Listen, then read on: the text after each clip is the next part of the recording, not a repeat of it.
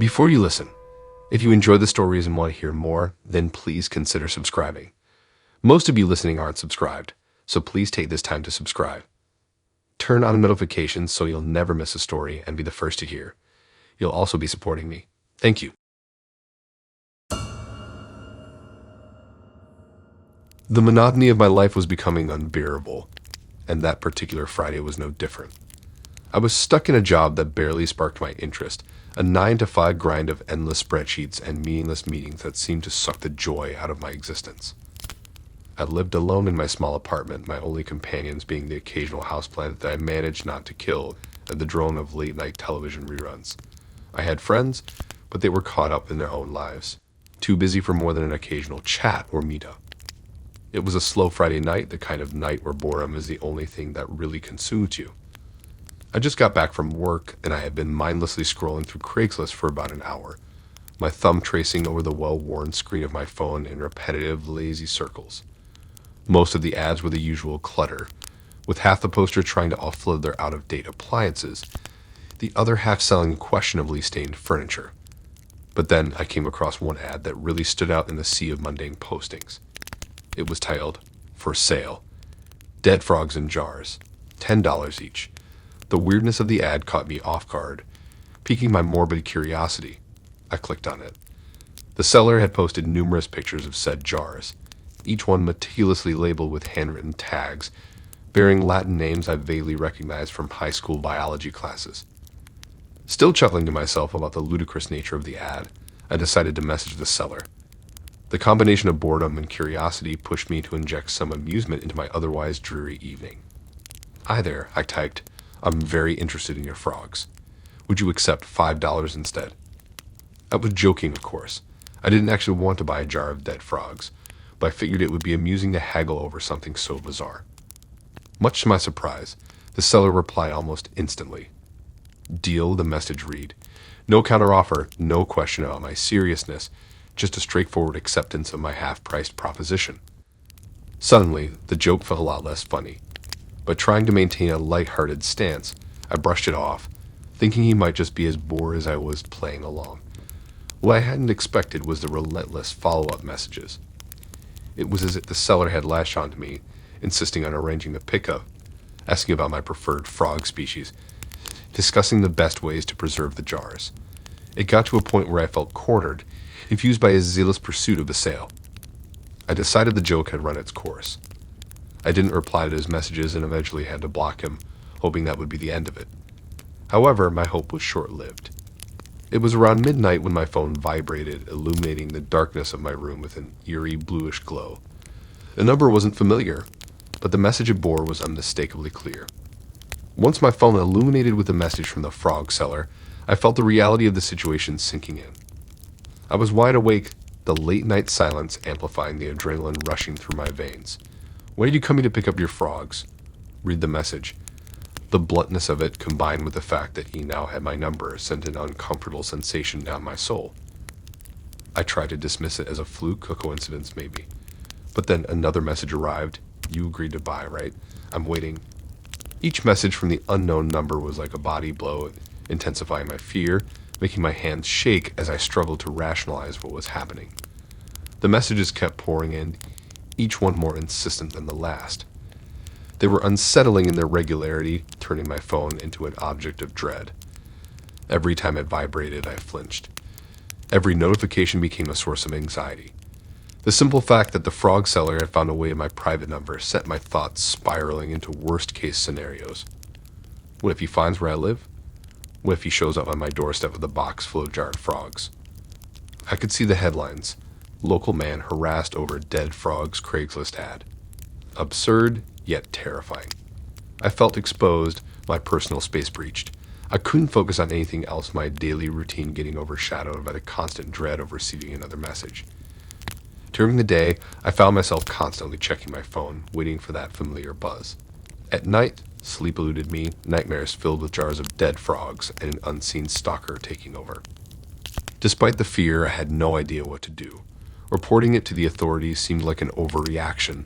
I hadn't been threatened per se, but at the same time, it felt invasive, even creepy.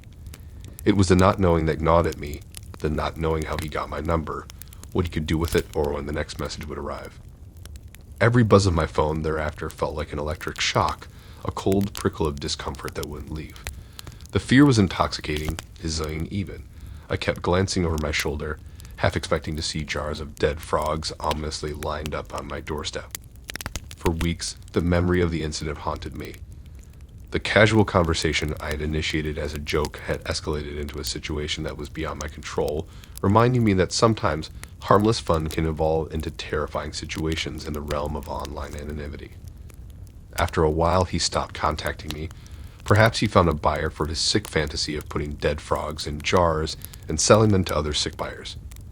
Whenever he did, I'm happy he's no longer pestering me.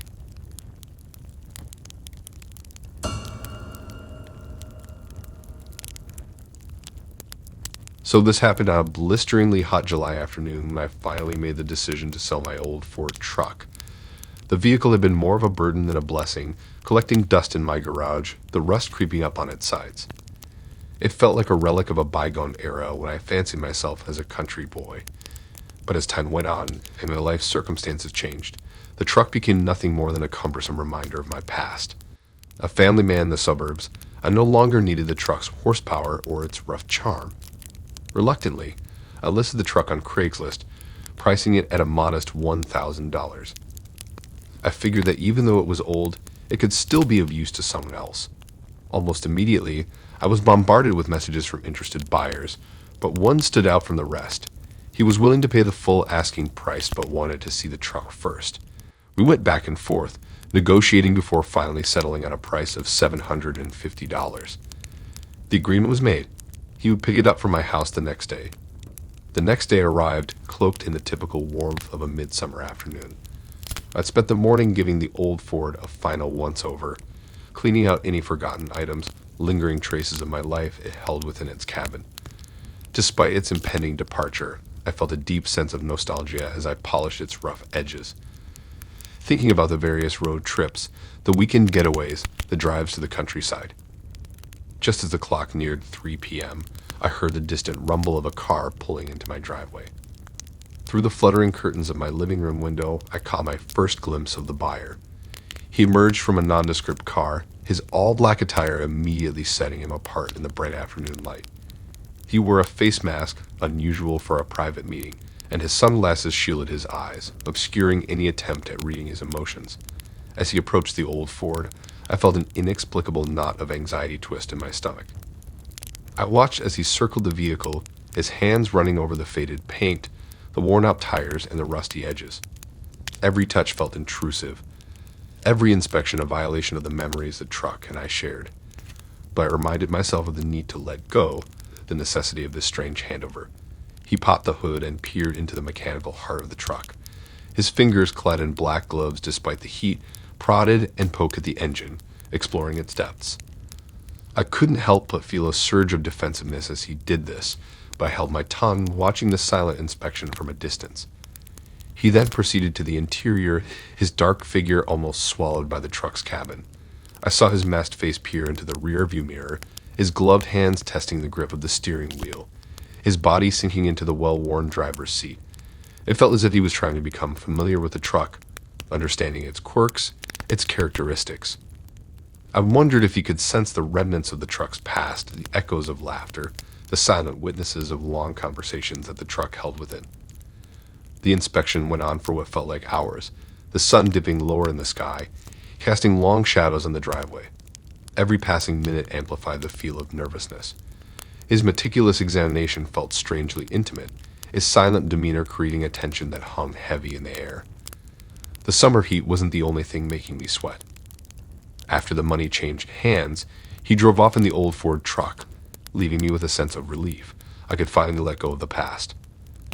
I used the money to treat my family to a feast of Chinese takeaway. We sat around the dining table, laughing and sharing stories, the unfamiliar emptiness of the garage forgotten for the time being. However, the morning after presented a harsh contrast to the lightheartedness of the previous night. I woke up to the chirping of birds and the aroma of freshly brewed coffee. As I sipped my morning brew, I switched on the TV to catch up on the news. What I saw next made my heart drop to the pit of my stomach. There was my old Ford truck, its familiar rust and faded paint glaringly apparent on the high-definition screen. But the scene was chaotic, far from the peace it had known in my garage. The truck was cordoned off with police tape, its doors wide open, revealing the grisly scene within. The buyer, the man in black, was slumped over the steering wheel, lifeless. He had been shot dead by the police. According to the news report, he was a suspected criminal and my old truck had been used in a crime. I couldn't believe it. I tried to process what I was seeing. The Chinese takeaway from the night before sat heavily in my stomach as the horrific reality played out on the screen. The same truck that had been a part of so many fond memories, that had once symbolized my youthful freedom, had become a deadly instrument in the hands of a stranger. The police showed up at my doorstep later that day, their stern faces a complete difference to the usually serene suburban neighborhood. They asked me questions about the buyer, his behavior, and our interaction. I told them all I could, which wasn't much. All I had wanted was to get rid of my old truck. The incident cast a long, dark shadow over the following weeks. Every news report about the crime, every reminder of the incident was like a stab in the gut. My family and I were unwittingly linked to a gruesome crime because of a simple online transaction, a fact that was difficult to reconcile with. My heart had been set on getting the new MacBook Air in gold. Every time I passed by the Apple store, I would feel a pang of longing as I gazed at the sleek design. The gleaming gold finish, the promise of a powerful machine. But my bank account always reminded me of the harsh reality. The price tag of the laptop seemed to be perpetually out of my reach, that is, until I stumbled upon a Craigslist ad. The MacBook Air in gold, brand new, and priced at just $500, the ad read. It was a deal that seemed too good to be true, especially on Craigslist. But the lure of the bargain and the dream of owning the laptop proved too powerful to ignore. The seller explained it was an unwanted gift, hence the cut-down price and the absence of a receipt. There was a catch, though. He insisted on being paid through PayPal using the friends and family option and would send the package by post. A tiny alarm bell rang in the back of my mind. Friends and family payments on PayPal were not eligible for buyer protection, and I wouldn't have any way to get my money back if things went south. But the seller seemed genuine, and the allure of the MacBook at such a bargain price pushed my concerns aside. With a sense of hesitation, I made the payment. The money left my account, making its digital journey to the stranger at the other end of the Craigslist ad. In exchange, I was left waiting, my dreams now tied to the anticipation of a postal delivery. Days turned into a week, and still there was no sign of the laptop. My initial excitement began to give way to worry. I felt myself constantly checking my mailbox, my heart leaping at the sight of any package only to be met with disappointment. I reached out to the seller, my message filled with thinly veiled anxiety. The seller was quick to respond, blaming the delay in the postal service. His apology and assurance provided some relief, enough to keep my fears at bay. So I resumed my waiting game, the image of the MacBook keeping my hopes alive. The day the package arrived, I remember the surge of excitement that rushed through me. I had been checking the mail every day, hoping to see the parcel that held my golden ticket to enhance productivity and the elegant design I had been dreaming about. I could already imagine the new laptop sitting on my desk, the glossy screen, the gold finish reflecting the afternoon sun, the seamless operation that was the trademark of Apple devices. As I carried the package inside, my mind was filled with images of unboxing the MacBook Air. But as I sliced open the package, what I saw was far from what I had envisioned. The expected view of the MacBook Air and its glossy packaging was replaced with the sight of 3 bottles of lemonade. The bottles were nestled in the box, their labels gleaming under the indoor lighting, the liquid inside innocently fizzy, completely oblivious of the turmoil they were causing in my mind. My heart seemed to stop for a moment. The anticipation of holding the new MacBook Air was brutally crushed, replaced with confusion and growing dread. My mind raced, trying to find a logical explanation. Could the seller have mixed up the packages? Was this a bizarre joke? I reached out, my hands trembling slightly as I picked up one of the bottles. It was cold from being outside, the glass slick against my palms. It was just an ordinary bottle of lemonade, but in that moment it felt like a symbol of deception, a mocking reminder of my misplaced trust. I turned the bottle around, looking at the label as if it held the answers to the bizarre twist. But it was just lemonade, its tangy sweetness a stark contrast to the bitter reality unfolding before me. The bubbles in the liquid seemed to mock my predicament, their cheerfulness adding to my growing despair. The other 2 bottles sat in the box, their presence a cruel echo of my dashed hopes. They were nothing like the sleek design and technological marvel I had been expecting. They were just ordinary bottles of lemonade, and yet they held the crushing weight of disappointment and a hard-learned lesson. The room seemed to spin around me as the reality of the situation dawned. I had been scammed. The dream of owning a new MacBook Air for a bargain price had been just that, a dream. The reality was far crueler, the dream shattered by the sight of 3 bottles of lemonade. I tried contacting the seller, but my messages were met with silence. His Craigslist account had been deleted. The ad vanished. The phone number he had provided was now out of service. The reality of the situation sank in. I had been scammed. What had started as a dream deal had turned into a nightmare. I was left with a dent in my bank account and 3 bottles of lemonade instead of a MacBook. It was a hard pill to swallow, a cruel lesson in online transactions. I reported the incident to Craigslist and PayPal, but with no buyer protection and little information on the seller, there was not much they could do. It was a painful reminder of the risks involved in online marketplaces, a lesson learnt the hard way. The MacBook Air in gold remained a distant dream, now tainted with the memory of the scam. Every time I saw a laptop in a store or an ad, I was reminded of the 3 bottles of lemonade and the $500 that I had lost. It was a bitter aftertaste of a dream that had been too good to be true. I never drank from those bottles of lemonade, after all. They are the world's most expensive.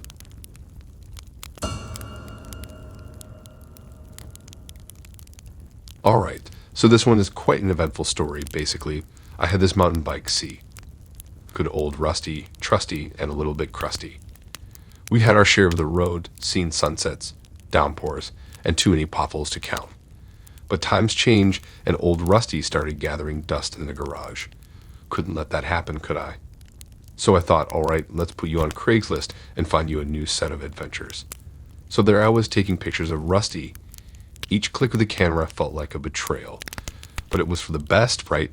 I uploaded the pics, wrote up a description, and bam, Rusty was live, ready to catch someone's eye.